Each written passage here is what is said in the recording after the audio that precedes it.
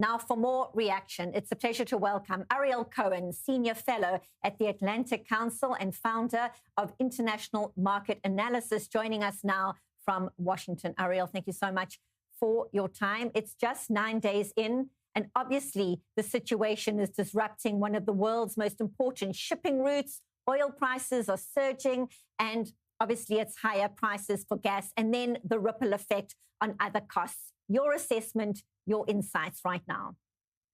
First of all, let's put it in perspective. The oil prices are not historically high. I just looked up in 2022, in the post-COVID recovery, they were $104 then, which is probably 120 some dollars in today's term. In 2014, in today's terms, it was 158. In 2008, it was $223 a barrel at the peak, and then it collapsed. So oil prices fluctuate. $87 of Brent and probably lower price of WTI, the Texas crude, is manageable, and historically it's more like $60. So in terms of inflation, a little bit of an uptick, not majorly. In terms of a longer term, depends how quickly the war is going on. If it's only another week or two or three, the economy will manage. President Trump is looking at a very tough midterm elections in the United States. The last thing he needs is a spike in gasoline prices. He boasted in the State of the Union address that gasoline is around $3 a gallon. Now it's probably more like $3.50, $3.80, but it's still relatively cheap. And of course, it's much cheaper than in Israel or in Europe. However, we also now start to see that Israel is attacking some of the oil targets in Iran, the refineries. There's a speculation that Harg Island, the terminal where 90% of the Iranian oil maybe is exporting, Harg Island may be in play. And that sends a very severe message to Iran. Step down, capitulate, or at least comply with the conditions President Trump is offering you, or things will get much, much worse for Iran, because Iran 100% depends on its oil, and its oil depends 90% on Harg Island. What then are your concerns about the tension escalating across vast parts of the region? We're seeing the retaliation out of Iran targeting a whole range of oil-rich nations across the Gulf, and then watching from the sidelines all the developments. What does it all mean for Russia right now? Your thoughts and your insights. First of all, it's not a retaliation. Arab countries in the Gulf did not attack Iran. In fact, they were going out of their way to tell President Trump and to the United States, do not escalate, do not attack Iran.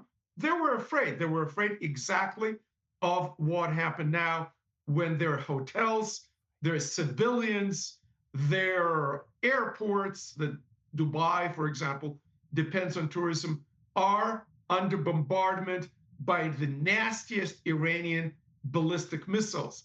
So when these countries, especially Qatar, were supporting Hamas, and Hamas was attacking Israeli civilians, how does it feel, Qatar, when the shoe is on the other foot? In the long term, the Arab Gulf monarchies understand that the Shia totalitarian theocracy in Iran is not sustainable. They need to get rid of it. They need to play ball with Israel, with the United States and others, to enact regime change in Iran. And lastly, Iran is not only attacking the Gulf states, it's attacking Azerbaijan. It shot a missile into Turkey and against Cyprus. So in terms of Russia, Russia benefits from an increase in oil prices, the market demand going up, including for Russian oil. But in the long run, Russia lost face, because Russia has this strategic agreement on security cooperation with Iran, and it didn't do very much to support the mullah regime. It lost major systems that they sold, S-300 anti-aircraft systems, S-400 according to some reports, radars, and other military technology. And Russia, with North Korea, participated in development of the ballistic missiles of Iran since 1990s. I have receipts. We have it documented. They provided this technology, and the United States and Israel are shooting down Russian missiles, destroying Russian SAMs, anti-aircraft batteries. So it's a huge loss of face for Russia, which is understandable. They are up to the eyeballs in the Ukraine war, which is also a huge strategic miscalculation. That certainly is very true. They have enough on their plates. And again, so many in the region trying to make sense of why, through the regime of Iran's eyes, they feel it necessary to be targeting these civilian sites, as you say, including airports, hotels, and so many global business destinations, no doubt all going to impact how things look down the line. Ariel Cohen, as always, appreciate your insights. No doubt this conversation will continue in the coming weeks. Be well.